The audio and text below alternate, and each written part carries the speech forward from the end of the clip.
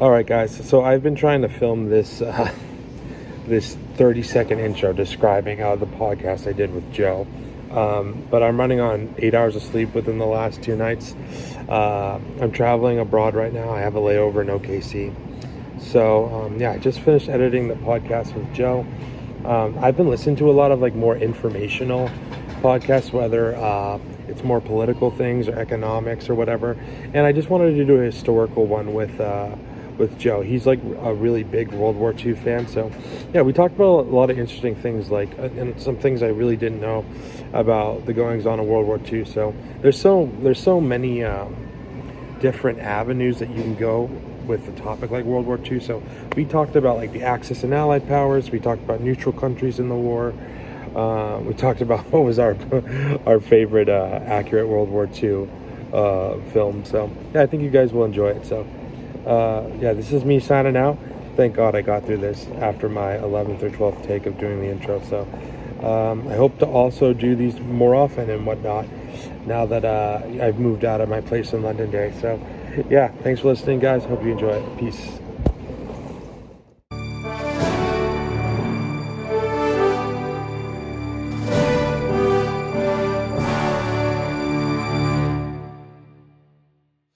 All right, guys, this will be an interesting new start because I haven't done this in a while. But we are back. The last house on the left. We're coming at you from an undisclosed location. That will remain nameless. Joe, don't say anything. And I already said his name, but Joe Fournier's in the house. Joe, how do you feel coming on your first podcast? Or is this not your first podcast? No, this is my first podcast, I think. Well, unless you consider Dan's Dead YouTube channel a podcast. Oh my gosh, Kuzkatopia. You did shots fired already. Look, if they want subscribers, all they gotta do is make another video, more than once a month. Or actually more than once a year. I'm not gonna lie, dude. I think, did they start before I did? I think they did. No, I don't think so. How many episodes have you done? What was your first episode? Done the first 6 or 7 episodes, I think. Correct me if I'm wrong, people in the comments, if there's anyone in my comments. Yeah, how many viewers do you get every, Some of the good podcasts will get 50, 60. Actually, no, I think a couple. I'll have to check on YouTube, but some of them have 100 views, but most of them are average around 40 or 50. What was the original question? This will be your worst podcast ever, I think. Your guest selection is not very good, so you'll probably... I know. Come on. Me, you, Emily, so yeah, you'll have 4 viewers, I think, for this one. Well, hey, Emily's she's a staunch supporter of this podcast, so definitely watch it now. But no, I think, what was the thing you mentioned before? You're saying something about before I was mentioning the subscribers? I don't know. There was a lot of things I was mentioning. Yeah, all right. Yeah, well, guys. Well, there was sober. I'm still back October, to being a shitty host. Sober September. Yeah. Props to you. I don't think I could do that. Well, that's the whole thing, man. Like the whole sober September thing. It's I'm already trying, just because of my my liver problems and a couple other things. I'm cutting down my drinking, but it's just doing sober October. Obviously Joe Rogan and stuff has his whole gang and they do that and whatever. But they don't live in New England, dude. New England has so many good fall drinks. The ciders, man. Oktoberfest. Yeah, I don't think Joey Diaz is doing a single sober day versus a whole sober month. But I could be wrong, Hey Joey, if you listen to this, shout me out, Prove me wrong. Prove me wrong that you can go more than a week without drinking. Yeah. Yeah. Well, isn't he he was a blow guy, right? Because I remember he would do a lot of stand-up bits. He would mention doing cocaine. He was a wild boy. He definitely sold it. I don't know. He probably did it too. He could. Yeah. I heard this thing the other day from another podcast I was listening to, that drug runners or drug lords, I would say, that are high up in the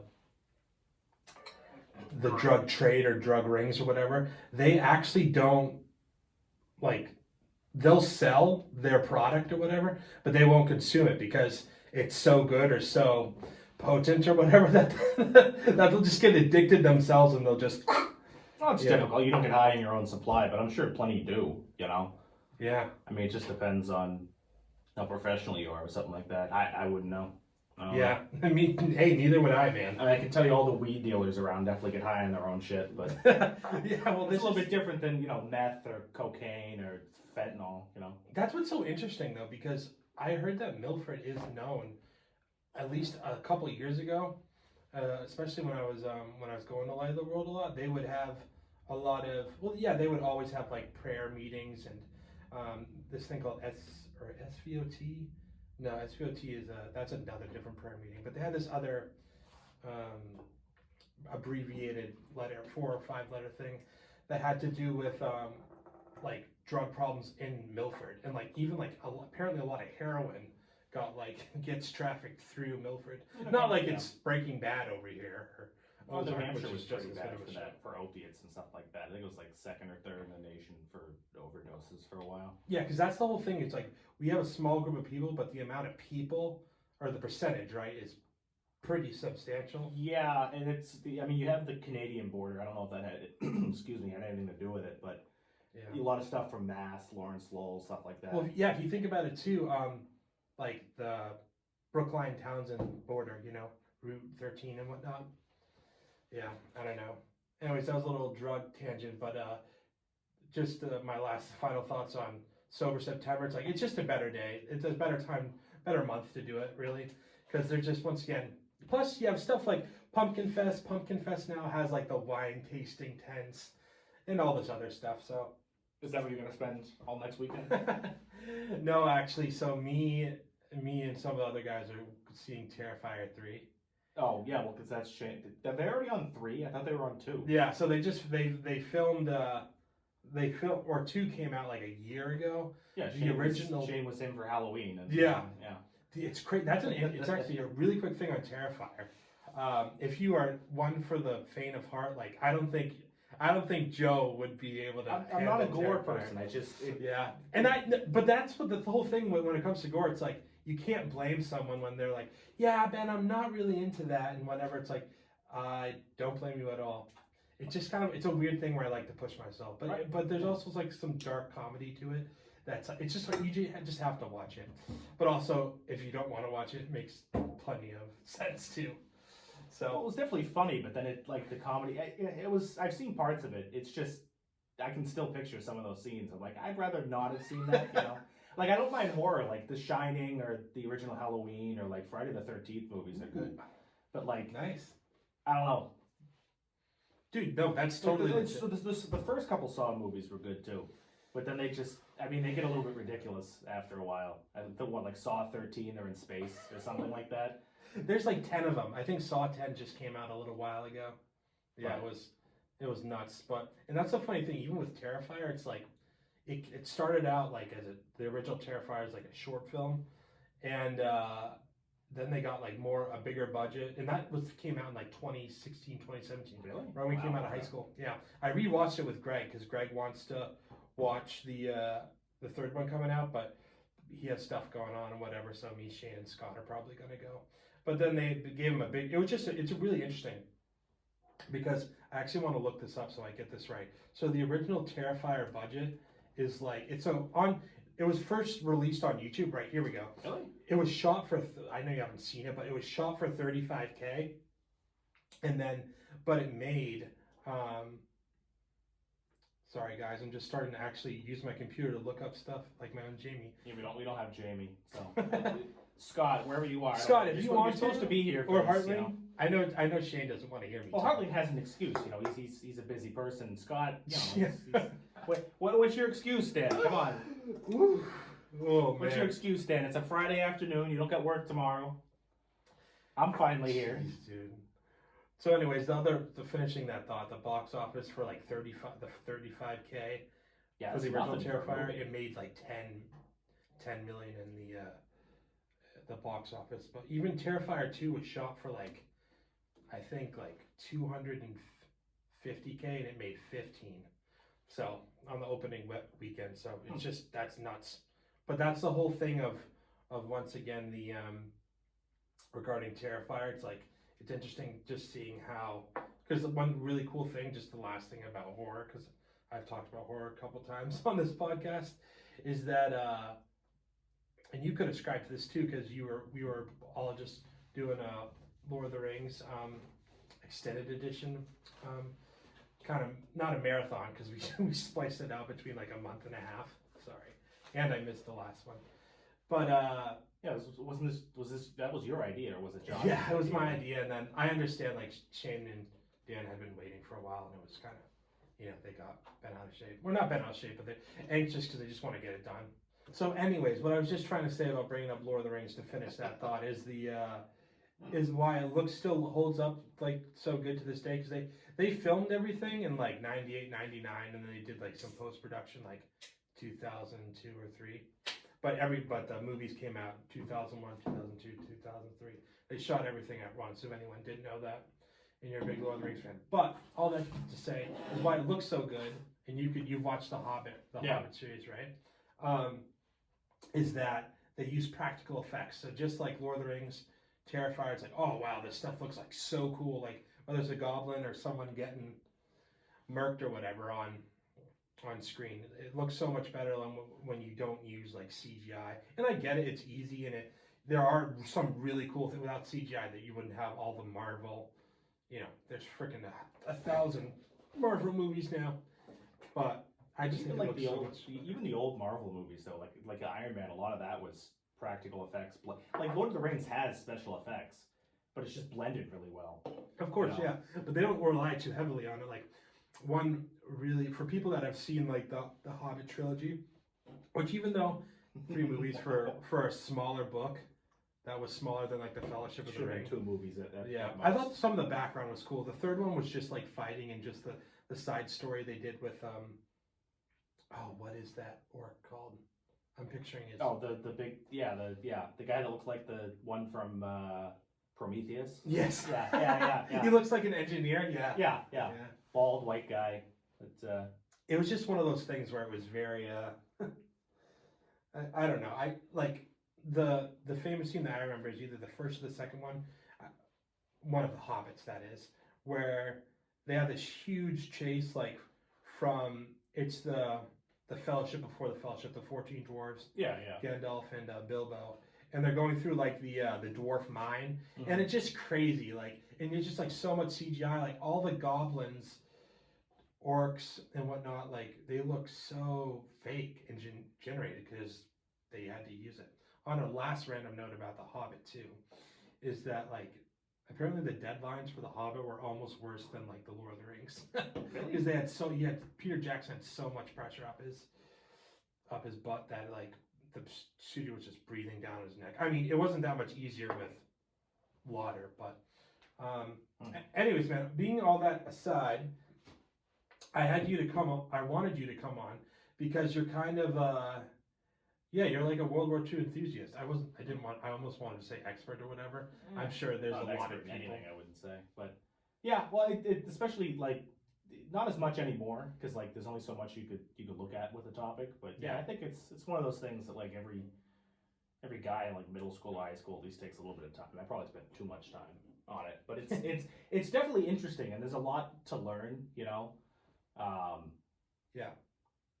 It's fascinating. It's a long time ago too. Like a lot of people think, I don't know, at least when I was growing up, you had veterans around now, but I don't know if there's too many. There's maybe like a handful of World War II veterans even alive anywhere. I think they're all in the United States. I think they're all dead. Really? I think so. There might be 1 or 2. I know there's a few Russians that might still be alive and maybe a couple Germans and stuff like that. But well, if you think about it, like even when like I found out that you were really into World War II was like 2016, and think about it, like one generation is considered like 70 years, right? What do you like? Well, like generations. Or I guess it doesn't work like that now that not like 70 years, but like so the baby boomers are like 1946 to 1958, so it's like a 20-year period where people are born into a generation. Gotcha. I just thought it was would be such a cool thing to have you on here because once again we were watching some type of movie back when I was living in Londonderry, and we started talking about like dog fights or something. And what movie were we watching? Was it a movie or was it like YouTube? Like, You know what, dude? I actually want to get to this later because I have like a World War II movie adaptation question for you. But it was when we were watching Come and See. Remember that movie? not off the top of my, what was it about? Refresh my memory. That was the one. Oh, that's the Russian. Yeah. That's the, yeah. War Yeah. propaganda. Yeah, that's a really, it's a good movie, but that's also like, it's like a horror movie, but it's not. Yeah. Yeah. Let's get to that later, right? So I have some questions for you, and we'll just see where we can get to. So Do my best. what? I'll do my best. You know. Yeah. Honestly, well, I don't know. Yeah, I don't know a lot about. I shouldn't say a lot about anything. That's why I have a podcast. No, but yeah, I just sell thought. yourself short to your audience already. Yeah, I know. This guy doesn't know what he's talking I'm about. a guest-heavy podcast. People don't come for me; they come for the guest. Well, yeah.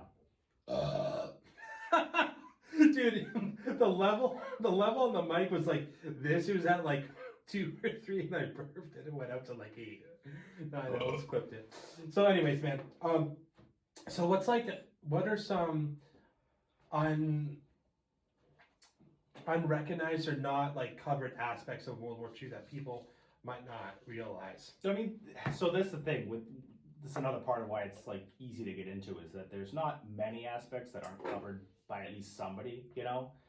But I think, especially today, I mean, because when you think about it, you think about there's a lot of battles and a lot of action stuff. You know, that you have Band of Brothers and all the movies and stuff like that. Like it, there was that TV show that just came out. The bomber crews and stuff over. Oh, what is that called? Shane watches it, right? Yeah, I know. I'm trying to think of the name. I can't. Masters of the Sky, I think, or something like that. Okay, I'll check that out. There's a lot of stuff about that, but I think one of the things that people don't really look at that they might relate to, because it's kind of hard, especially nowadays, for a lot of people to relate to war Masters things. of the Year, You have like it's cool to watch, but like it's hard to relate to. It almost seems surreal too. Yeah, we're really chugging those down. Thanks. Shout out to our, we're not sponsored, but Arizona Hard iced teas. Well, dude, I had a regular Arizona tea earlier today, too. Got another one for me? Oh, yeah, shit. It's over there. I can go yeah, you can go. I'll talk. So, yeah, so anyways, and once again, as I said earlier, the reason why I wanted to have like some more aspects about World War II, I don't immediately want to jump into maybe the political side of this pod if we have the time to get there at the end. Thank you, bro. Oh, well, it depends on how political you want to get, because there's a lot of political topics. We could lose viewers real fast if you want to get political. Yeah, I don't know if the Which mic is tragic. Right? Yeah, I don't know if the mic picked up everything you said, but Joe was saying how if we want to talk politics, we can lose subscribers real quick. But maybe not. You never know. I just think it's so interesting how it's so long. It was. Well, I don't know. Like World War II was not that long ago, right? Because it was like. I mean, it is now. Like when I was growing up, like so, my grandfather was not 80 years. Was in what? 80 years. 40s, and it's the 20s now. It's 24, so you're basically that's 79 years from the end of it. Pat myself on the back. Which is ridiculous because you think about like that's what I was saying earlier. Like there's no one really alive because say you were supposed to be 18 when you signed up, but a lot of people lied about their age. So 15, 16-year-olds in 1941. That's why I said that I don't think there's any Americans left. So say you have either Japanese people or Germans that signed up at the beginning. That's 1939. So they were, say 15 is the youngest you could probably get away with. Yeah. You're 15 then. At the end of the war, you're 21. And that was 79 years ago. So you at least have to be 102 years old now. And there's not that many 102-year-olds, especially people who saw combat and things like that. Kind of goes back to how many people are alive that were there.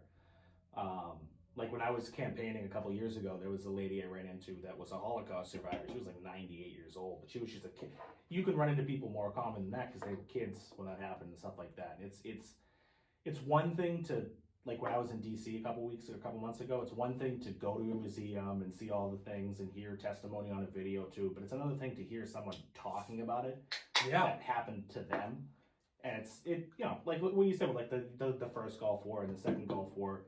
I remember when I was a kid that was going on, up until, we only pulled out of Afghanistan 3 years ago, but like the whole invasion of Iraq and stuff like that. That was happening live when we were kids, but now that's something you read about in a history book, and it's like all the opinions that were at the time trying to influence it as it was happening are now just things you read about, and there's nothing, nothing changes about it. Right, right. And so when it comes to, once again, so America got involved in the war. What year was it? Because it started, the war 41, started. yeah, 41, but like people War volunteered started before 30. that.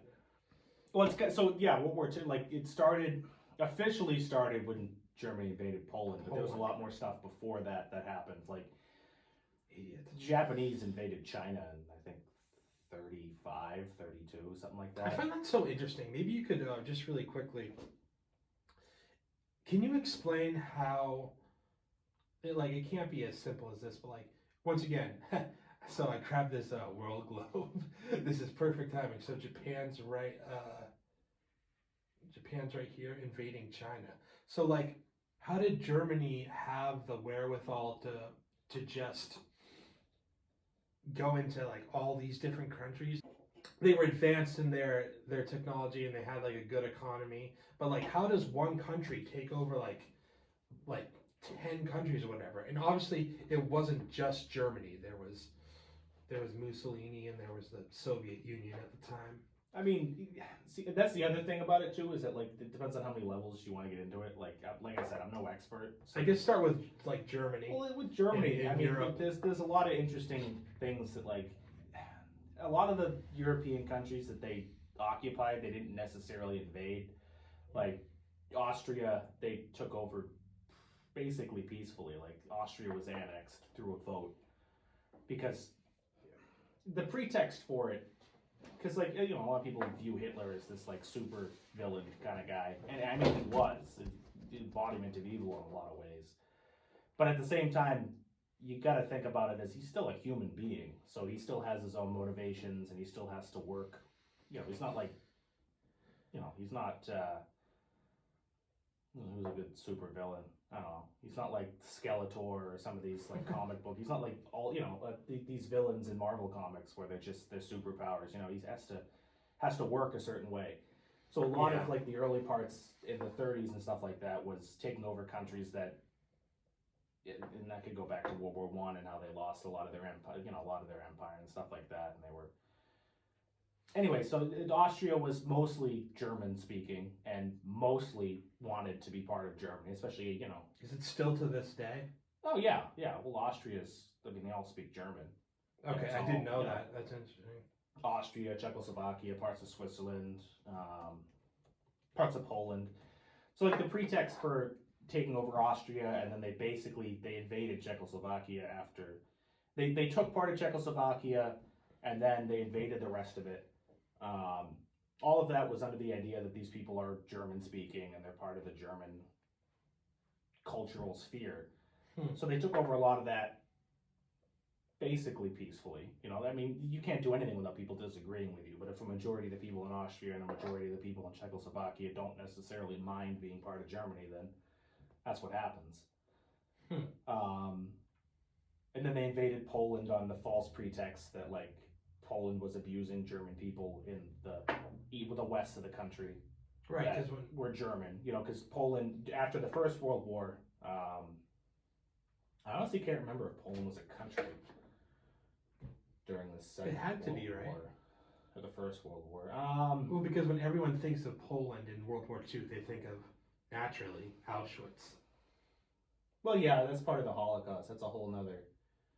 Like that kind of gets away from the military aspect of the war and goes more towards like the cultural aspect of how the Nazis came to power in the first place. Sure. Like, they scapegoated Jewish people for World War I and the Weimar Republic and this, because. What's that, the Weimar Republic? So after the First World War, the Allies installed the republic in Germany, and it went all right for a few years, but they also had a lot of tariffs, and so they made Germany pay for the First World War. Right, reparations. And people got really pissed off, and so in order to pay for all these reparations, the Germans printed tons of money.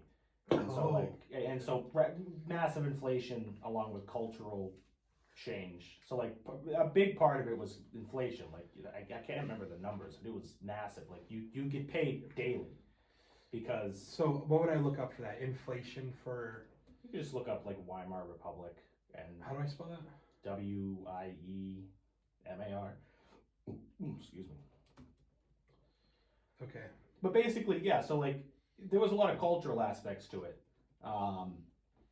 That that's a lot more nuanced than just like the economic stuff. Like during the 20s, especially after the stock market crash in the U.S., like Europe, the whole Great Depression and stuff like that. So during the early 30s, you were getting paid daily because, like, say Tuesday, a loaf of bread costs 1,000 marks, right? So okay, so at the beginning of the 30s, say 1 German mark is equal to $1. It wasn't, but let's just take that for instance. And then a month later, it's 100 marks for $1, and then another month later, it's 300 marks for $1, and then 6 months later, it's 1,000 marks.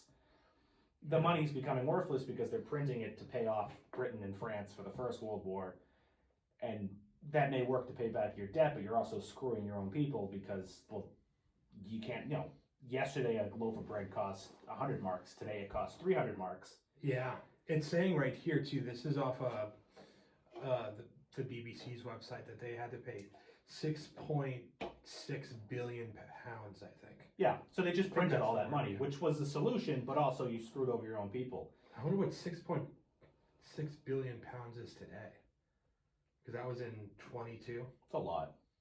Yeah. Plus, those debts were demanded like more frequently. Like right, for instance, that's what I'm saying here like too. during the Second World War, we loaned Britain a lot of money to fight the Germans. They didn't finish paying that money off until like 2007 or something like that. Mm-hmm. But we didn't ask for it, and a lot of it, like the Soviets, we lent a lot of money to the Soviets, but then the whole Cold War happened, so they didn't really pay us for a while. Then eventually we worked out a deal with the Russians in the 90s to pay us money back for that. Interesting. Yeah, I'm on this website that calculates. Oh, that's bill. Oh, I did million. I need to do billions. Jeez.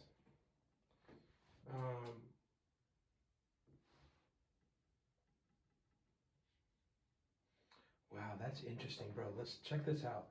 This is off of the CPI inflation calculator. And it says the British pound has lost 98% of its value since 1919. Oh yeah, I mean the U.S. dollar's done that. That's actually not as bad as you think. Oh really? Okay. Well, what? But that's 100%, right? Yeah, this website for the pound says 98. Like that's not terrible. It's only like basically $1 worth 50 cents now. It's not terrible. Gotcha. Yeah, that's what I find so. Like, yeah, so right here it says at the beginning of 1920, $1 was equal to 50 marks. By the end of 1923, which is just only 3 years, $1 was equal to 4.2 billion marks. Oh, wow. So in 3 years, okay. I mean, how do you do the math for that? That's ridiculous inflation. So that pissed a lot of people off. So, you had Hitler coming along making all these promises, and some he kept up, some he didn't. It's part of the reason why they lost the war is that they really couldn't sustain that kind of spending. Yeah. Like, I'll have the numbers here, but like the U.S. spent a certain amount of money on the war. Would it be more or less than the Germans? I would assume less, right? By a good amount. It was less. Not to change subjects, but I wanted to talk about like neutral countries in the in World War II and how that has to, if that's something that's not as well. Yeah, just go for it. Like I said, that's the other issue with it is that's why it's such an interesting topic because you can go anywhere. There's so many rabbit holes to go down, and all of them are kind of interesting. Like you talk, like say you talk about something mundane like the 2008 stock market crash. Like, there's a million rabbit holes to go down, but they're all boring and economic. And people's mortgages were too pricey, and they were giving mortgages to people who couldn't afford them. That's not interesting. We're reading about a war that basically comprised the whole world. It's the biggest conflict in human history. Yeah, That's kind of interesting. Especially to kids in middle school and high school and stuff like that. If that's what you're interested in, that's usually what you gravitate towards. Yeah. So maybe you could explain this then, like, so how did, like, right here I'm looking at like this is based off of the history website. So it says Sweden, countries like Sweden, Switzerland, Spain, Portugal, Ireland, Turkey, Yemen, Saudi Arabia, and Afghanistan were all neutral countries. So how does that work out as a country when everyone's like taking sides? You know, you look at for the Allies, you have the U.S., you have Great Britain, you have geez, I'm having a brain fart. Maybe I should look at the map. Like, France, Spain. Was This is probably a dumb question, but Italy It's must not have dumb been like questions. Soviet, right?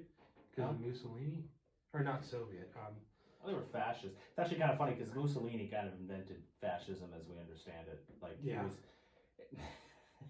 It's really funny because people like view Hitler as this like comic book villain, but like if you look at Mussolini, like his headquarters. I don't know if you ever seen 1984 or like read books about it. Like his headquarters read had it a like while his face on like a bunch of banners like hanging Yeah. out, like just some really evil, funny stuff. This whole fascist, communist. I mean, there's different principles to it, and it was definitely fascism versus the other principles of politics and stuff like that. Like the Soviets were communist. I don't really know where I was going with that. No, that's fine. So with this, thing that I just mentioned, or this article through history.com. Neutral countries, yeah. Yeah, just the neutral countries. So this, it comes from the topic is like how the neutral countries in World War II weren't so neutral. Well, none of them. Yeah, I mean, like take the big fancy one, Switzerland, for instance. That's kind of the closest. Well, they weren't. They were neutral, but they weren't like. They didn't not take precautions against it. Like they didn't get involved militarily in assisting one side or the other, but they did get involved militarily with defending themselves. So like during the initial parts of the war, Germany would fly over Switzerland to invade parts of France and bomb some of them, and so they would shoot down German planes. And then when the Allies were bombing Germany, if they strayed over Switzerland, they'd either force down Allied planes and land them and inter them, and then they usually arrest them and then they give them back and exchange prisoners and stuff like that. Or there were instances where the Allies would bomb Swiss towns by mistake, and so they would get shot down by Swiss anti-aircraft stuff. Like they weren't just sitting back and doing nothing, but that was kind of their principles, that they don't get involved. And it wasn't really worth it for Hitler to invade Switzerland because it's kind of hard to invade Switzerland. It's a big mountain country. So they had all their crazy. bridges rigged to exploit. It just wouldn't have been worth it. And then the Allies, they weren't really there to invade people. I mean, they did sometimes. Sweden kind of did so out of convenience. So like Hitler had plans to invade Sweden, but wouldn't have been worth it because like so Hitler invaded Norway,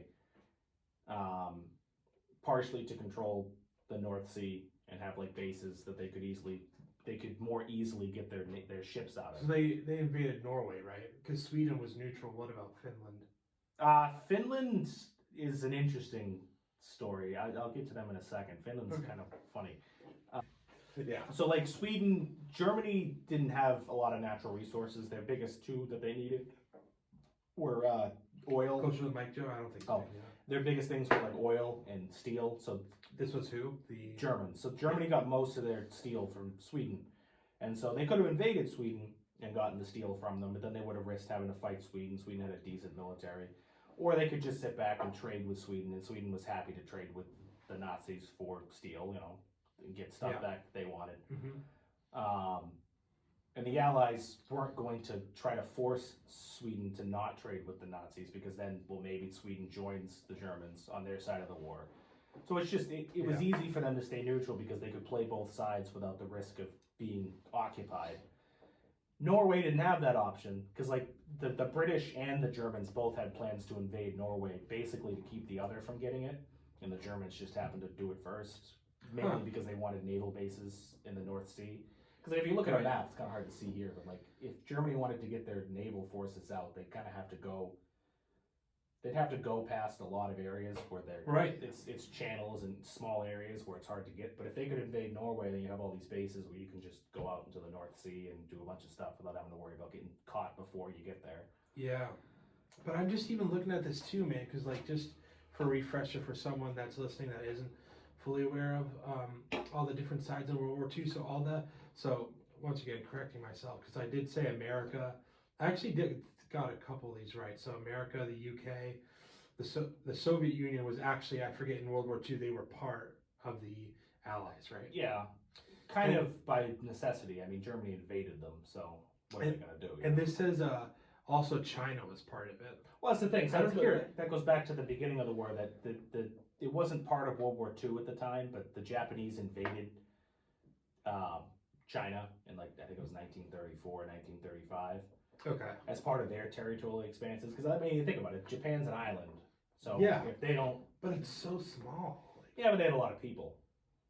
Doesn't China has? And they had a big military, like so. Japan, not to go off on a crazy tangent, but Japan was an isolated country until like 1880 something. They were basically a closed country. They were technologically behind everyone else until the Americans showed up with Commodore Perry and forced the country open. Oh, wow. Just to really quickly add in. So, Sakoku is the most common name for the isolationist foreign policy of the Japanese Tokugawa shogunate, under which during the Edo period from 1603 to 1868, relations and trade between Japan, other countries were severely limited. Huh. Yeah. I did not know that. They basically shut themselves off as a cultural thing, and also because, I mean, That's like 265 years. Yeah. Holy cow. I never knew that. So in 1862, when they got forced open, a lot of people realized, holy shit, we're kind of way behind technologically. Like they were just samurai with swords, and a lot of, you had a serfdom kind of cultural thing. So they're like, well, crap, if someone wants, like, a lot to do with the Americans showed up with a bunch of ships and said, listen, you're going to open your country or we're going to blow the shit out of you. And they said, okay. And they're like, well, to prevent that from being, to prevent what again, another massive tangent, but like the Chinese, there was the First and Second Opium Wars. The Western powers basically showed up in China and told them, listen, we're going to sell opium here. We're going to sell drugs in your country. They tried to ban that twice, and the Western powers showed up and said, no, you're not. And opium, huh? Yeah, and they fought the First and Second Opium War, and they said, no, you're not. I had no clue about that. The Japanese kind of saw that, and they're like, well, to prevent that from happening to us, so we can actually have some own self-determinism, we're going to rapidly develop military technology and all this stuff. So by like the turn of the century, like 1900s, 1890s, they had built up a massive military force, and they decided, well, what's the way that we show ourselves on the world stage? Well, you pick a fight with a world power. They had a war with Russia in, I think, the early 1900s, the Russo-Japanese War, and they won. They beat Russia. And so that was a lot of the pretext for them invading China, was they took over all of Manchuria up here, parts of Russia here. Manchuria? So that's like just the... Yeah, so like if you cut China, like China's big here, but if you cut it off here... Right, because the borders were different in the 40s. So Japan basically owned like everything. Japan? East of that line. So they owned all of Korea, they owned Manchuria. And so in the 30s, they're like, well, we need more resources, we need more land. We just beat Russia 20 years ago, so why don't we invade China? Because up until that point... And that was part of World War I, right? Well, no. So the Japanese were actually on the Allied side in World War I, which is another interesting thing. They had a big treaty with Britain. I'll have to have you back for another one so we can just keep getting into more topics. Well, that's why it's so interesting, is because there's so many facets. There's like... No, but keep going, what you were saying. I could make a whole podcast on New Zealand in World War II, even though that's not really interesting. There's just some weird stuff going on down there. Yeah, well, I think this is going to be a longer episode, so I'm digging it, man. So you were saying about Manchuria was part, which is modern day part of Russia now. Well, I think it's part of China now. Okay, if I'm not China. mistaken. Okay. And parts of Russia Okay. too, like this part of like just around Vladivostok. They own the Korean Peninsula too. Okay, and going back 20 years before World War II, Yeah. that was coming out of what exactly you were going? I can't exactly the Russo-Japanese War. It was like the early 1900s. The Russo-Japanese? They had a war with Russia, and they kind of kicked their ass. Was Japan, part of why Japan kicked yeah, theirs. and that whole thing is a part of why the communist revolution happened in Russia. That and they lost World War One. Because the Germans kicked their ass after the Japanese kicked their ass. And then Yeah, it says the main cause of the Russo-Japanese War was that both countries had a claim on Manchuria. Yeah, an area located in the Korean Empire, part of Russia. Yeah, 1902 and 03. Yep. Wanted to expand their troops to Manchuria, and this frustrated the Japanese. Wow, interesting. So how come? So when the average person looks at, I'm gonna keep saying the average person because that's the way I look at it. Like Russia is so big. Yeah. And at that time, the Soviet Union and everything, like, how did we not just crush Germany? Like, just think about just looking at America and Russia and I'm obviously like the Great Britain is like in the UK is like a much smaller country or group of countries that is. It's like. But still, you look at once again Germany, Italy, and Japan. It seems like the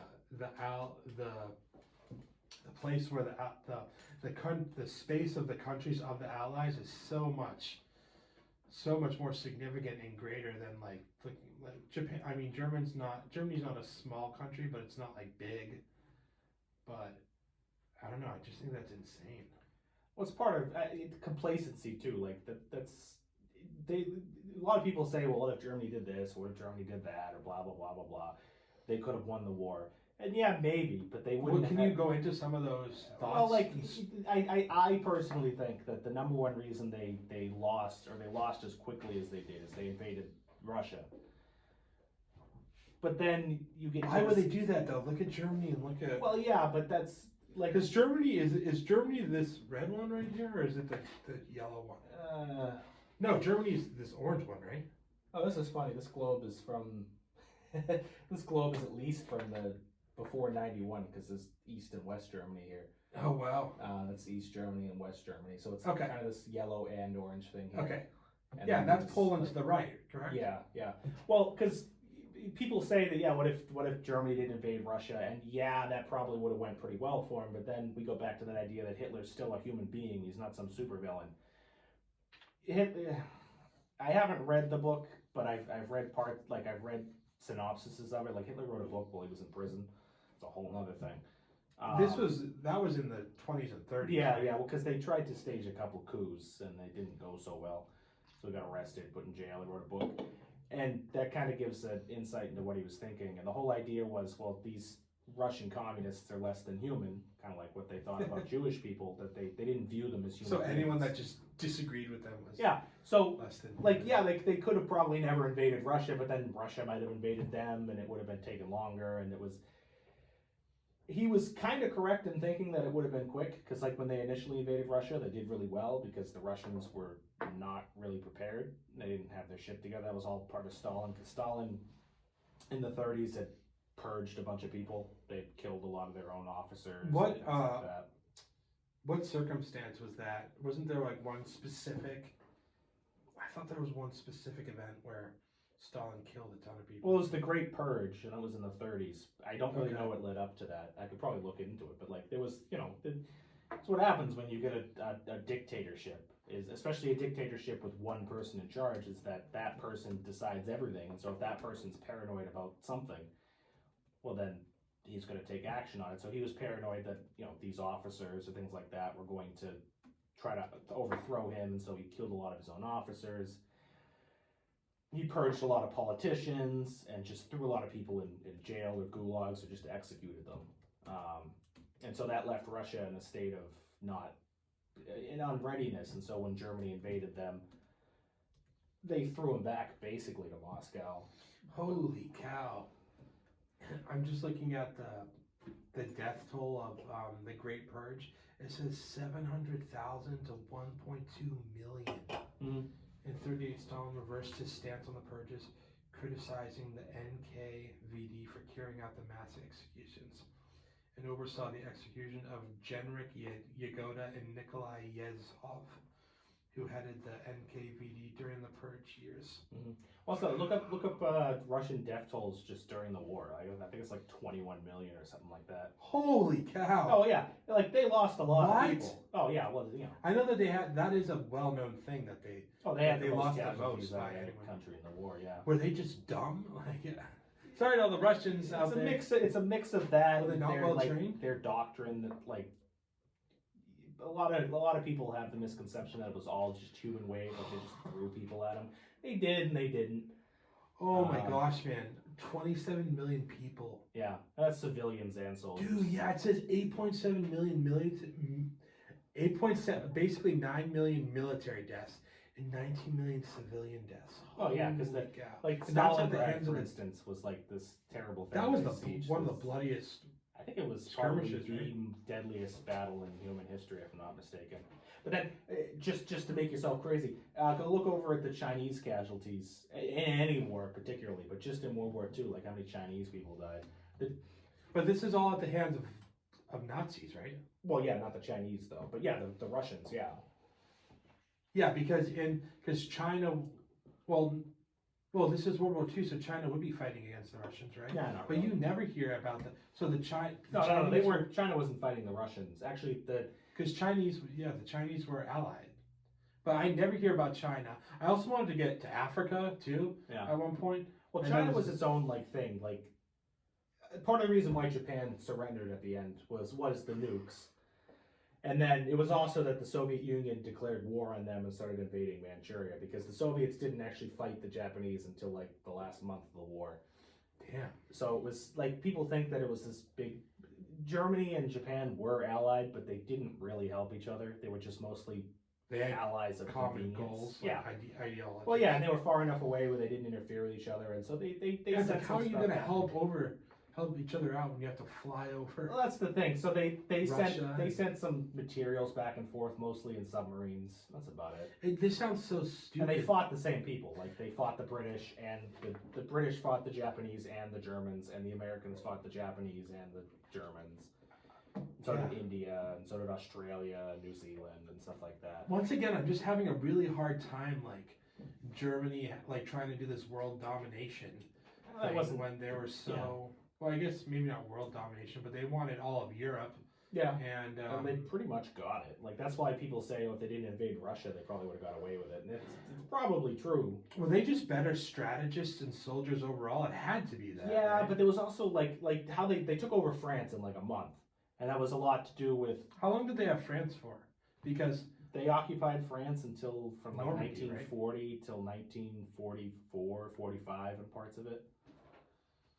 huh, Like they basically the Axis basically owned all of Europe, like from Spain. Spain's all another problem. That's Franco, and then Franco. till about here, and then Norway too. I'm just writing this down for next time. What about Spain and Franco? Well, so Franco was a fascist, and actually he was he was in power until like I think the 70s. The Spanish Civil War happened in 36 to 38, I think. Oh shoot! Um, So they just had two wars back to back. well, yeah, the Spanish Civil War, But and they so were- that's why they didn't really get involved, is because the were Spanish Civil War decimated, kind of yeah. destroyed Spain. And it's actually, when you talk about experience, Germany sent troops to the Spanish Civil War, and that's where they got a lot of battle experience and like kind of figured out how this whole modern war. Because like the last big war was World War One, and at the end they had this, you know, tanks, airplanes, and stuff like that. For most of the war, they were just standing in trenches, staring at each other. Yeah. So the idea of a mobile war where you have tanks that just roll over everybody was kind of invented by the Germans. World War One had a little bit of that too by the French and the British and stuff like that. But part of the reason why France couldn't hold out for very long was because one, the Germans were ready for war. They started it when Yeah. they wanted to start it. How There was a lot of fatigue. Like, a lot of people didn't want to fight. The whole First World War kind of made everyone weary about fighting. That's why Germany could get away with annexing Austria, Czechoslovakia. and annexing is just means like taking like um yes, taking over, but they're not like fighting back. Yeah, well, Right. like Austria, they had a vote. Austria voted to join Germany, and then Oh, okay. Germany wanted to take They wanted to take part of Czechoslovakia. So all the Allied powers had the Vienna Conference. I forget. They had a big conference about it, and they're like, "Yeah, okay, Germany, you can have this part of Czechoslovakia." And so they took the Sudetenland, and then they just invaded the rest of Czechoslovakia, but no one fought back, so they just kind of took it. And then Germany got a bunch of resources from Czechoslovakia and stuff like that. Huh. Um, That's so interesting. So that's this purple country right here, I think. Because Austria is this green one. okay. Czechoslovakia is this purple one. That's the nice thing about having a map from the Cold War, is that a lot of these countries are still kind of there. Yeah. Huh. So while all this is happening, once again, Germany through Europe, Japan kind of like going at China a little bit, and eventually going and bombing Pearl Harbor. What's Mussolini's role in all this? Because this might be the lead into my question then. So like, was Mussolini the one who was going into Africa? Kinda, yeah. So like, because the Italian military, like, from an overarching perspective, is kind of a joke. Not really. like people dying in a war isn't a joke, but if you're going to make a joke out of that, Italy's kind of a joke. Like, no offense to any Italians, you know. I mean, so in 36, Mussolini had this idea of kind of the cool thing to do was to be the Roman Empire again.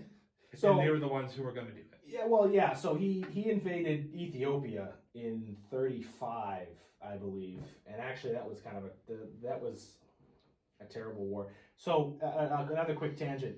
During the war, a lot of British people and French people, because in the First World War they used chemical weapons like mustard gas and stuff like that. Yeah. They always thought that Germany was good. For as evil as Hitler was, he didn't resort to chemical weapons, which is kind of interesting if you think about it, because he could have. Killer with morals. But Mussolini definitely used a lot of chemical weapons in Ethiopia. And it took him a long time to. Yeah, can you go capture into some of that? I would be super I'm not interested. too familiar with the whole Ethiopia. Okay, well then They had like a puppet state up in the north, Yeah. and then they invaded the rest of Ethiopia and eventually took over Ethiopia. And then. I don't know if the mic can hear you. No. And Sorry. then. Thanks, bro. So like when Germany was invading Poland, Italy didn't get involved, and then when they invaded France, Italy didn't get involved until the end when it was obvious that France was going to lose, and they kind of invaded a little bit. And then after that, it's kind of hard to see here, but like all the English and British and all the British and French colonies were still a thing. So like the British owned a lot of North Africa, and then down like Egypt, Sudan, Angola, and things like that. Yeah. And the British or the French had Algeria and kind of down through Mali and stuff like that. And then the Italians owned Libya and parts of Egypt. I don't remember how they got them. I think they invaded in the 20s. Okay. And so the war in Africa broke out. And so they tried to take part of Algeria, and then they eventually tried to get to the Suez Canal because that was a big part of shipping and all that. Yeah. Italy didn't really accomplish much of their goals in the war because it was a very agrarian culture. Gotcha. So they didn't really have the industry for a big war, but they tried. Yeah. So I would definitely. I just wrote this down, so maybe we could talk about the chemical warfare stuff going on, or the early chemical war stuff going on in Ethiopia for maybe another podcast, because I would love to have even more like stuff broken down that we can go through that end, because it's just so interesting. Because there was so much different stuff going on. That's the problem. Is like it's hard to pin down something. Yeah, you have to have like a really narrow topic really to fully divulge into something of that sort. Anyways, guys, we're back. Had to do a quick pee break. Oh, so thanks to our sponsor, Hymns. Hymns for Men. Hymns for Men. If you can't get hard, it's not that hard to order Hymns. Man. So, yeah, I think I would just love to. I don't know if I think I did say this on the mic. You're good right there. Is that I think once again just narrowing down some more topics, then we can really get into some more stuff like questions, because I'm just not aware of a lot of this stuff. So, kind of transitioning a little bit. So, what do you think personally? We mentioned this might be a good time to bring up that movie Come and See. Mm-hmm. So, what do you think is the most historically accurate movie? Everyone will look at. There's so many different war movies that we all love. Obviously, you got Saving Private Ryan by Steven Spielberg. You have that movie Come and See, which is super under the radar. It's kind of like a cheap. Yeah, that's what you get for Soviet movies. I mean, the West isn't going to see that until at least the 90s. Yeah, and there's so much unknown commentary. Once I watched the movie, I remember being visibly just upset emotionally watching that. And then you'll have stuff I guess it's not. Well, it kind of is a war movie. Well, it's during the same time. You have Schindler's List, and then you'll have other real life movies about the Battle of Mogadishu, Black Hawk Down, and then I'm having a brain fart. Tons of other movies, whether it's that Andrew Garfield movie. Yeah, Desmond Doss. Hacksaw Ridge. Yeah, that's the one. That's a good one. Or It's a really good one. 1917, which is some crazy. It's definitely not a super real. Oh, it's not unrealistic, but that's a good movie. That's shit. a cinematic interest. Yeah. I think I paused it by accident. Okay, sorry guys. So we just took a pee break. I don't know if all of that had. Well, actually, we'll see how it goes. And you just missed 3 hours of riveting conversation. We're gonna have to redo that again. Anyways, all I was just saying that the question I just lobbed over to Joe is, what was his favorite World War II topic, or not topic, or what's his most? I'm gonna edit this part out. Joe, I wanted to ask you about. This is so funny, dude. I might just keep this all in because I just look like an asshat. So what I wanted to ask you is what is the most historically accurate World War II movie? Once again, I just brought it up. I don't know if we have it on the audio, but I'll say it again regardless. So whether it's the Battle of Mogadishu, which is Black Hawk Down, or if you have Saving Private Ryan, or Hacksaw Ridge, or 1917. There's so many other movies. What's the famous movie regarding the Vietnam War? I mean, there's a few. I have the Coppola movie, which is Apocalypse Now. That's a really good movie. And then you got Full Metal Jacket. Yes, Full Metal Jacket. Kubrick. That's a really good movie too. It's almost like two movies, to be honest. Oh, Dunkirk. Yeah, That's a that's good what I was movie, also too. thinking of too. That's a good movie. We saw that in Well, theaters. Dunkirk and 1917 they're accurate, but they're almost artistic. Yeah. And the way that they both do similar things. 1917 is a really fun movie because it's all one shot, which is, I don't think I've ever seen a movie like that. And then Dunkirk, just good soundtrack and Hans Zimmer and all that fun stuff. Yeah. I mean, it's hard for me to say because I have no idea. I've heard that Saving Private Ryan is one of the most realistic war movies, and I wouldn't doubt it. Yeah. I mean, especially the opening scene with D-Day and stuff like that. You'll hear anecdotes of people where they were at the theaters with their grandparents and they had to leave because they were having PTSD from stuff like that. Right. That's what I was going to mention. I would probably say Saving Private Ryan just because it's very realistic. There's very little CGI in the movie, and it's just a lot of grittiness to it. Yeah, that is so well done, so well put. Because I think of just even when they're getting up on the beach and they're hiding behind the I don't know what they're called, just the barrier, the X type of barriers, so you can't bring in tanks or other big machinery. It's dude, that's not cover. But when you're on an open beach, dude, sheesh. And I just think of the one scene where the soldier, I think this is at the back third of the movie, where he gets shot and he's dying in Tom Hanks's arms and he's just crying out for his mom. It's like, Well, yeah, because oh, it's so heavy, man. Like, that's the reality of it. Is that heart wrenching. you can make good movies about it, but there's nothing good about war. So there's Facts. Well said. a good war movie has to balance being entertaining and also being realistic, and I think it's hard to do both without kind of sucking you out of the movie at times or being really traumatic. And that's why I say I have no idea. I've never been shot at, so I can't tell you that one movie is more representative of something that happened 80 years ago than another. Yeah. Like, I would say just from what I've heard that Saving Private Ryan is probably one of the most realistic movies. And Band of Brothers is really good. The Pacific is good, but those are TV shows, a little bit different. And that wasn't like, it wasn't fully, Private Ryan wasn't fully based on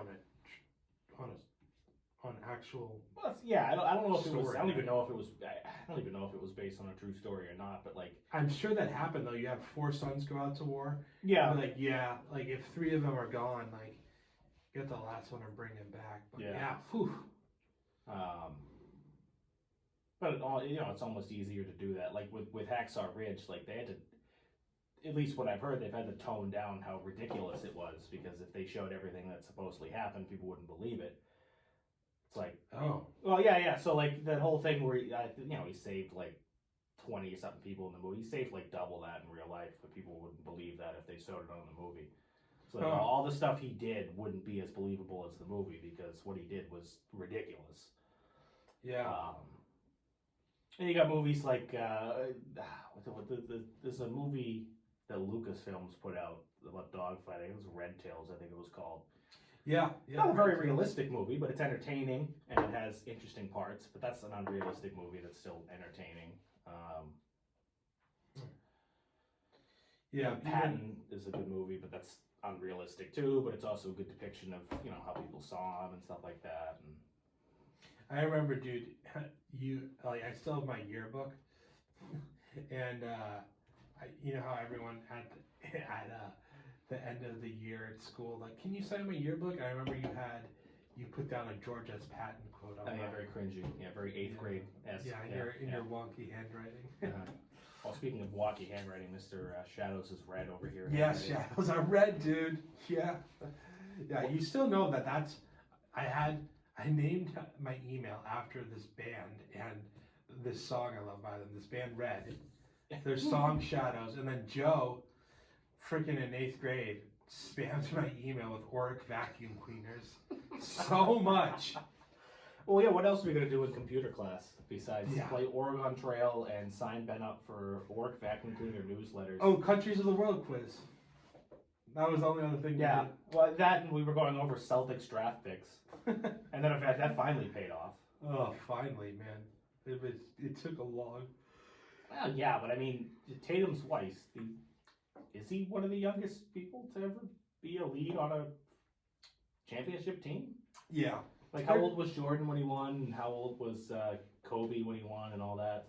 No. So Michael Jordan started winning at like 27, and Tatum just got a chip at 26. So we're the same age as Tatum. No, he graduated same paid year. off eventually. Yeah. So there's just a lot of stupid Tatum hate out there. Like, yeah, it was.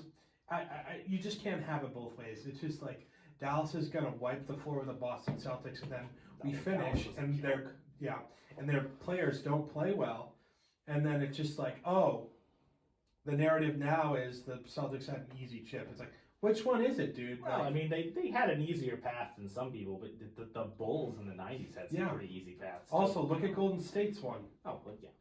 The Golden, that's cheating. Kevin Durant, Clay, Ooh, before and Curry on. So when Curry, I think it was his unanimous MVP season, they're playing against the Spurs in the first round. You remember this That's guy? a difficult challenge. Yeah. You remember this guy, Zaza Pachulia? Yeah. And Looks bring like you one of the heads of all of the stars in the NBA. Yeah. So Kawhi's doing like this is like peak Kawhi, where he actually tried and didn't sit out for half the year and sit out for playoffs and be like, No, I he still won in want my Toronto. $200 million a year. He tried in Toronto, then he left. Yeah, I guess that's it. Paul George is now in Philly, so Clippers Philly are winning. concerns me. I think Philly's probably going to be the biggest issue. I think We'll see, even though it though. won't work because they're just going to be the Clippers of the East. I just don't like. You got Tyrese Maxey, you got Paul George, and Embiid. It's just like, I know Embiid had They that. also got Drummond too. Whatever. It's not going to work. It's not going to work. I'm actually kind of more concerned about. I'm not concerned, but I think that Dallas got better, which is kind of funny. I mean, Klay Thompson's not as good as he used to. Yeah, Clay can't play D, but he'll still have nights like even in the playoffs. Like, Yeah, he'll score 40 in a quarter one day. And then, you don't want Clay to like. Clay hits like 4 threes in like 6 possessions. And Yeah. It's just like. still don't have any bigs though. Is the other issue. Did they win today? By the way, the Celtics preseason started. Like Celtics score. Oh no way. Yeah, they played Denver and Abu Dhabi and they won. Abu Dhabi. Yeah, they're over playing in the Sandlot over there. Man, that is nutty, man. Bruins start on Tuesday. You should go see a game this year. I know. Shane, let's go see your fucking game. Come on. I know. Yeah. I think going back to some of the World War II stuff, I think just to wrap that all up is I would say, once again, like Saving Private Ryan overall, just the tone and once again, just the way you said, the grittiness and the kind of despair that happens in battle is really just, I think the acting is just incredible. And then I think Come and See just does a great job of picturing the dread that comes from just like, yeah, there's fighting and people live and people die and people get enslaved or whatever. But Come and See, it's like, it is kind of like a horror movie, as you said, I think earlier, Joe. So now time to get us demonetized. And Well, this is where all your viewers just you yeah, should probably leave. so all you liberal snowflakes, unsubscribe. Hey, we got an election in less than a month, so Yeah, dude. I just don't. This is just, I don't have a lot. I do have a lot to say with politics, but nobody wants to hear me speak. But just the one thing I have to say, dude, I'm tired of everyone comparing Trump to Hitler. I don't even. they compared Bush to Hitler. What do you want? Seriously? I think so. It's I just mean- an easy comparison to make. I'm so sick of it, man. It makes no sense like that. Look, even just not every rhetoric is good to have flying around in politics, but he's never killed anyone, and People tried to kill him twice. Do we want to go there? We can go there if you want. Screw it, let's go there. What? Oh, the assassination. The assassination attempt. So I can't wait to bring this up with my sister, who's in the FBI herself, and I remember I texted our group chat when I saw it online, because me and Shane were headed to like a party hangout thing at a friend's house, and I was like, oh my gosh, I thought Trump had actually gotten killed from what I saw, and then I was like flipping out in the group chat, texting you, you're like, nope, he's fine, he survived, and I was like, oh. Fine, relatively, yeah. Someone tried to kill him again. It's funny, like, just like last thing I'll say politically, it's like, I'm definitely like, I would say I'm pretty conservative leaning, like I'm a Christian, I have all those values. I feel these days, honestly, like I'm kind of like moderate right leaning, but when you see stuff like Trump get shot, and then the next day, or like, I shouldn't say the next day, like a month later, it's not even a part of news anymore. I think it's very strange and very concerning, regardless of whether, In my opinion, that you're a shows, liberal or that shows bias in the media and things like that. Plus, he didn't get killed, so. I think media bias is probably one of the biggest issues, because, like, I mean, the media's always been biased, but, like, yeah, true. yeah, you have a presidential candidate, and not just a presidential candidate, but a former president, gets shot on national TV, and it's in the news for like a week, not even. A commonplace. I don't know. Yeah. I don't know. A commonplace thought that I have been seeing from the media is, because Trump has been known to in the past have this way of addressing people and going about things, and this, it's very much like laissez-faire. I do what I want, like I say what I want, like I'm not controlled by a political party or pundits or whatever. They're like, he deserves, like, if you're gonna talk crazy and say all these things about whatever, it's migrants or, you know, comments about women or all this stuff, it's like, you deserve to get shot. It's like, that's not how it works, man. Like, even regarding, like you said, all his past and him not, you know, I would say personally, him not really being a good guy. I don't even know if Trump is really a Christian person. Now, what I will say is, I'm really not interested in caring about other people's salvation. That's where I'm like, I need to worry about here and what's going on between my 2 ears, right? But I just think there's some things in regards to just the way that, you know, we were talking about World War II earlier. It's like, think about the generation for World War II. Like, my own grandfather was in a movie theater when Pearl Harbor happened. He saw, they stopped the movie, they had an ad, and then he went immediately to the nearest, what's the word, army office or whatever? Center or something like that, yeah. Yeah, center. And then he was working on planes for the next, you know, 3, 4, 5 years. So I just thought it was very interesting, kind of where with fighting this crazy world war, and we, like, also, I don't know if we were talking about the Chinese, how much they lost over the World War II, and it was like they had 16 or 17 million, which is just crazy, because once again, with politics and everything else going on, my mic's going off. Okay, there I am. I'm back. Sorry, microphone problems. I just thought it was very interesting how just where America's going as a country, and how we're just far off from where we were so many years ago. Because people would, like, run to go and support the country, and whether it's to, you know, actually go and fight for the country or just serve. Now it's like, it's totally flipped around now. So it's definitely interesting how times just change and people forget, like, just their own. It's even weird saying stuff like patriotism or nationalism these days, you know? Well, nationalism can have negative connotations. I mean, that's kind of what started World War II in a lot of ways, was nationalism. Yeah. I mean, anything can have negative connotations to it. Yeah.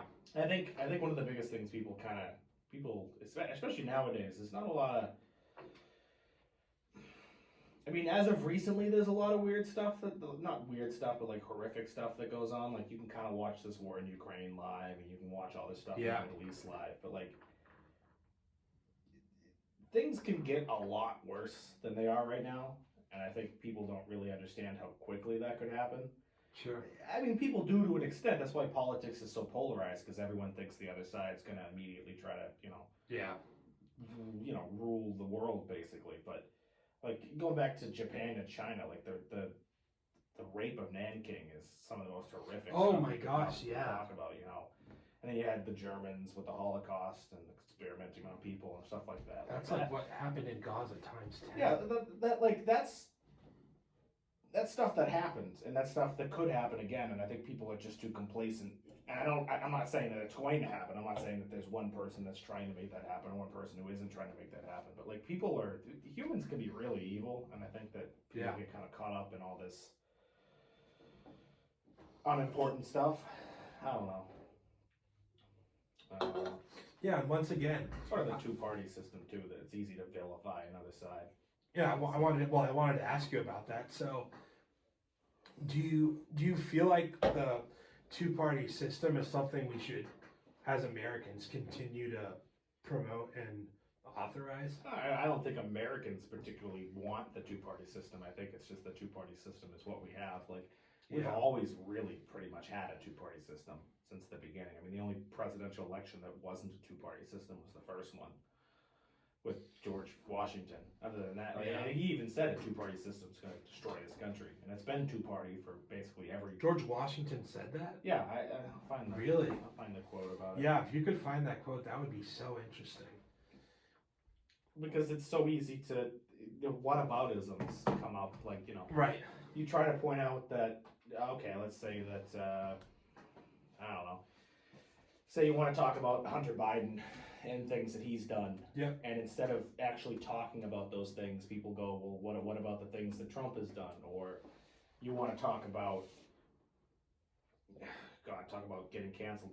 You want to talk about the terrible things that the Palestinians have done to people they captured in Israel. Well, then they go, what about Israel? And it's like, well, that's not really the conversation. Both, like, evil's not this thing that gets weighed against other evils. It's evil, and you should condemn both of it, but you can't, because you have to pick a side, because that's what's driving action, is one side or the other. And it's kind of how it is. I mean, that's human nature, but it's also tragic that people think like that. And it's like, well, especially this whole Middle East thing, like Israel and Palestine, like it's almost cliche in terms of like, there is no solution, you know? So I don't know. Yeah. I don't know.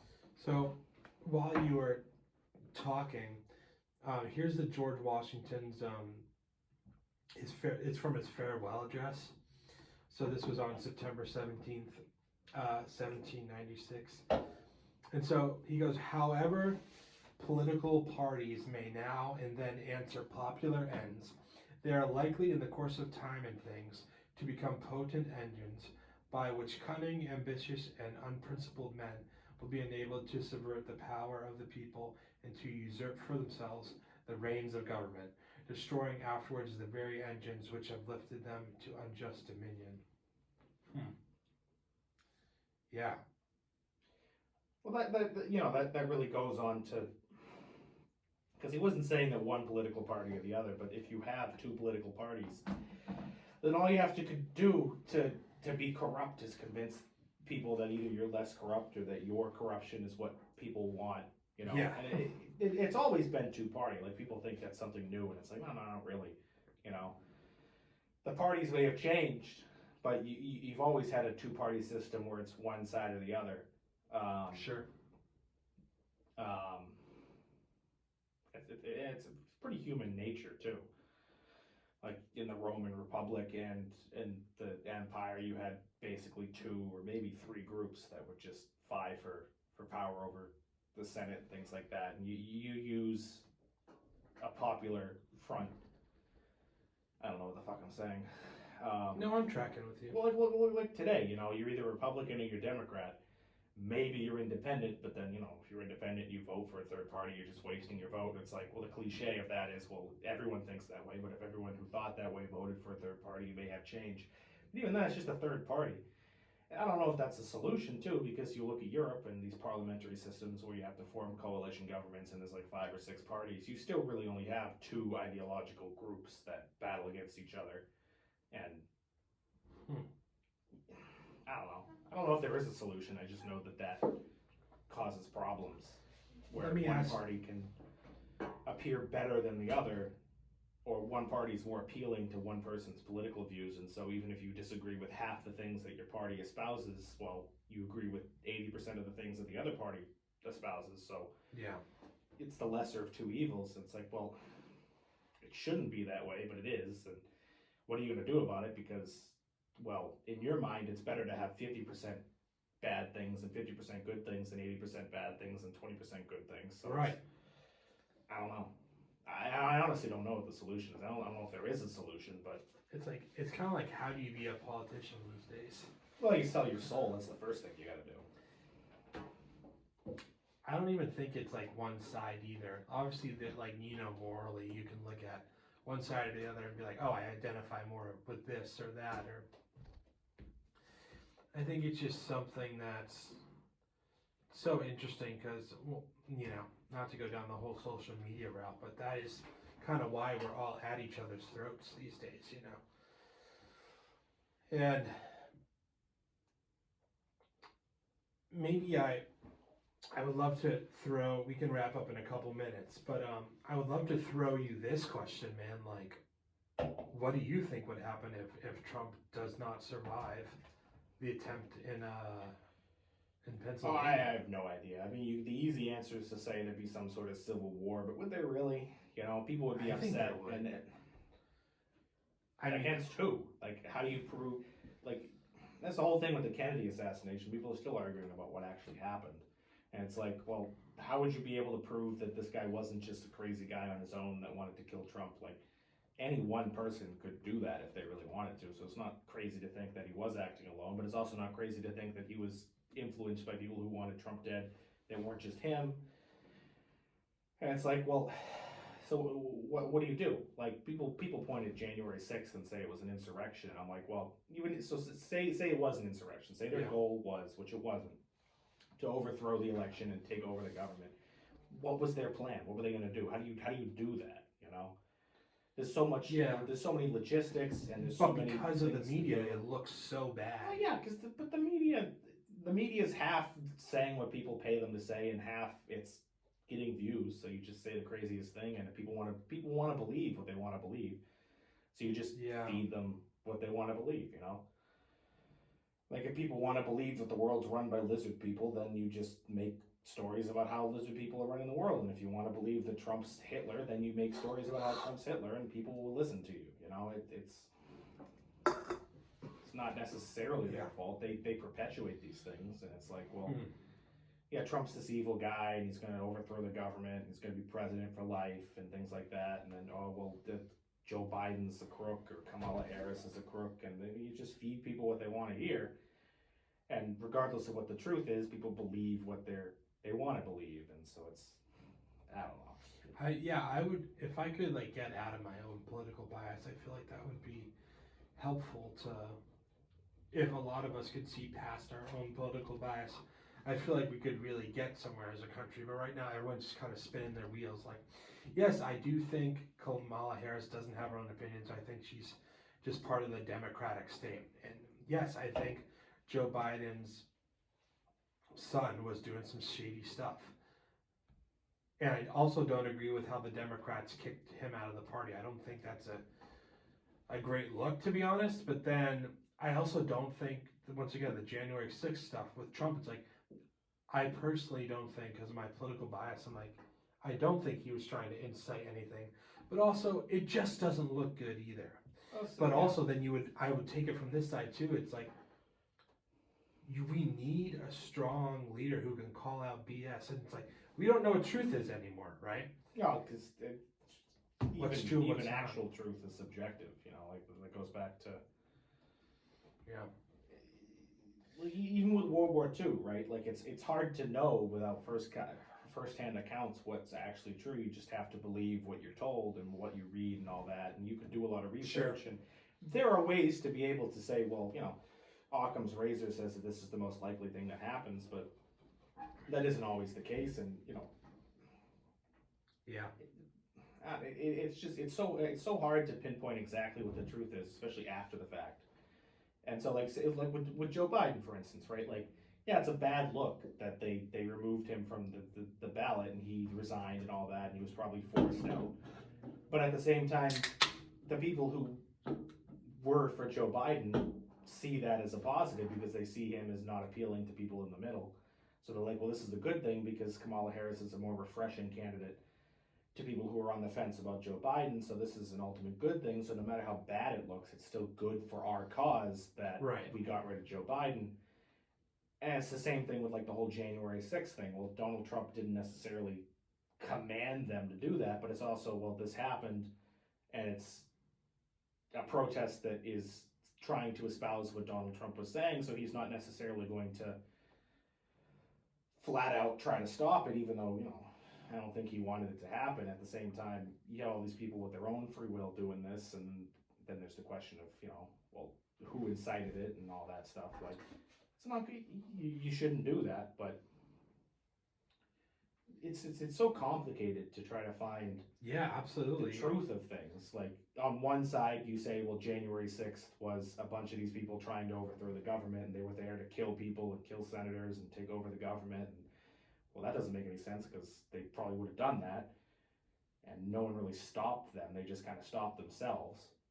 On the other side, you have people that said, well, it was a conspiracy that all these government agents were implanted in this crowd, and they incited the people to do this to make Trump look bad. And it's like, well, it's probably somewhere in the middle, you know. Yeah, there were probably people there who wanted to kill senators and wanted to overthrow the government. There were probably people there who were maybe not wanting to do that, but they were trying to get people to do that to make Trump look bad. And it's like, well, what's the truth? And at the end of the day, it doesn't really matter because the truth, like, it's what people believe about it. And in 20 years, what are people going to believe about it, you know? Yeah, that's so true, Joe. It's not even about the facts that you get. It's about what you believe about the information. Yeah. Huh. I never really thought about it that way. That's so interesting. And I just think, I don't know. you know, like I've been watching this series called House of Cards. So like Kevin Spacey and whatever. It's like great actor. It's unfortunate because, you know, I guess after season 6, he got voted off because he was because molesting children. Well, I don't know about children, but I think I might have to bleep that actually. Molesting? Yes, I'm gonna have to bleep. Molesting. Molesting. 1, 2, 3. Molesting. Yeah. I just want to know, like, I don't want to be like a conspiracy theorist ever, but then also I'm like, I want to be like, perfect example, and maybe we can end on this. Like, I was heading to golf the other day with 2 of my other friends, and we're talking about how, you know, specifically in the debate, I want to try to come from this from like I guess there's always political bias no matter what you talk, no matter what way you go about it. But they were asking, so the presidential debate, right? I thought the vice presidential debate was very interesting with Vance and Walz. I thought it was so pleasant and civil, surprisingly. Well, it's funny because historically it's still a crazy debate. Like if you look at the debate between Nixon and Kennedy, like I haven't. Should I watch that? Still, all these, especially that, the Nixon Kennedy debate's a good one. Historically, it's still a very shit throwing, kind of dirty debate, but comparatively, it's a very refreshing debate. It's just so interesting because, like, when did it become so commonplace to speak that way, though? Well, so this is a whole thing that, like, this is why Trump got elected in 2016. I think is that he kind of broke the mold about that. Right. Because there's 2 sides to it. There's people that say, well, Trump is this rude asshole who he doesn't play nice. He isn't professional. He says mean things, and it is true. Yeah. But it's almost more honest that way, because like if you look at say the debates between Romney and Obama, the ones before that, right? They're being cordial and they're being professional, but they're lying. You know, like they're not outright lying, but they're not representing themselves. Don't the best lies have like a little bit of truth in it? Well, that's the thing. Like they're not representing themselves honestly. Like that's the thing with politicians is how do you know a politician's lying? Is their mouth is moving? It's because up until that Trump debate, everyone was used to these formal debates where people talked about things, but then they got in office and they didn't hold themselves to most of their promises, and they did whatever they wanted anyways, and they just said what they wanted to say to get elected. They said whatever it took to get elected. Trump, on the other hand, came out and basically spoke his mind and broke the mold and called everyone out and saying, well, these people would talk just like me if they thought it would get them elected, but they were talking professionally because they thought that that's what people wanted to see. Most people were, that's why Trump won, I think, is people were refreshed to see someone who is just, it may be rude and it may be crass and they may say things that you probably shouldn't say, but for the most part, he was being honest. Emotionally honest, you know? Like, I'm not going to sit here and also say that, like, Trump is, even he in some wasn't telling parts the truth about everything, but he wasn't. I think for a lot of people, it was refreshing 8 years ago because they're like, well, I don't trust what these people say in debates anyway, so at least this guy's telling his truth, whether or not it's true or not. At least he's being emotionally honest about, like, screw these guys, you know, Yeah. because these guys, will compliment each other to their face and then Trash them. trash them, or the other way around, where they'll trash them, like, they'll insult their policies, and then behind their back they go to dinner together because they're like, well, our big goal is to stay in power and get as much power as we want, but we can't backstab each other too much because then we won't have the leverage. And it's like, well, it's supposed to be about the interests of the people. The government's supposed to be a representative government. It's not supposed to be a popularity contest, but that's what it comes out to. So it was just different. I think it's broken. I think that he broke the mold, and that's how it's going to be for a long time. Yeah. Until people get tired of it. That's why I liked the vice presidential debate, because they were cordial, but I still, like, were they being honest, or were they just representing each other well because that's what they think people want to see? You can never trust these people, so how do you know when they're being honest and when they're lying? With Trump, you knew he was being honest all the time, even if he was being an asshole, because he didn't care what you thought. He spoke his mind, and even if he was wrong, which he was often, you know. 100%, man. And it's just like, is there, like, are people like at the Trump and Kamala debate, like, she just really got under his skin, and she honestly came out swinging. Like, she did well in that debate for her own standards. Like, I was, like, very impressed. And for Trump, it's like, one of the probably the only thing that I thought that was, like, really substantial, which I can't stand the thing where they're eating the cats, they're eating the dogs. Like, I can't do it. And, like, that's not well, it is important because of the immigration thing, but I just thought like, there's, like, the biggest thing about all this is, like, Trump's not gonna gain or lose any people on the right. They're like always going to be with him because he's on the right. Kamala's going to stick with everyone on the left. Like, even Steph Curry, like, openly endorsed Kamala, and which is specifically for abortion rights, and that's his. I'm probably gonna have to bleep that word too, but and that's that. But my thing is, like, the moderates, like, who's going to actually be able to reach to the moderates and speak to them and win them over, because that's what's gonna really flip the election in terms of.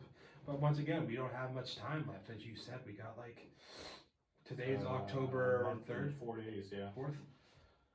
Yeah, man, it's gonna be 35 days. It's gonna be interesting. 34, 35 days. This might not even come out till after the election. Who knows? Yeah, hopefully not.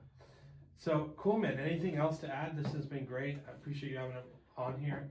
We kind of covered every topic that I wanted to get to. I mean, we're kind of schizophrenic, kind of all over the place. So yeah, if you wanted to follow up. So I already wrote some things for next time. Once again, I would love to get more into the Great Purge. That'll be interesting. Franco and the Spanish Civil War. Have you chemical seen warfare. The Death of Stalin, the movie? No. Oh, I Should think watch you'd love that. Yeah. See if you can get Dan or Shane to watch that, because we watched that once before, and I don't know if they might want to watch it again, but I've tried to rewatch it, and I'm like, nah, I've already seen that. Fair enough, but I think it's a hilarious movie that's got a lot of truth in it too. Yeah. It's like a dark comedy that is pretty representative of how ridiculous it is. Okay.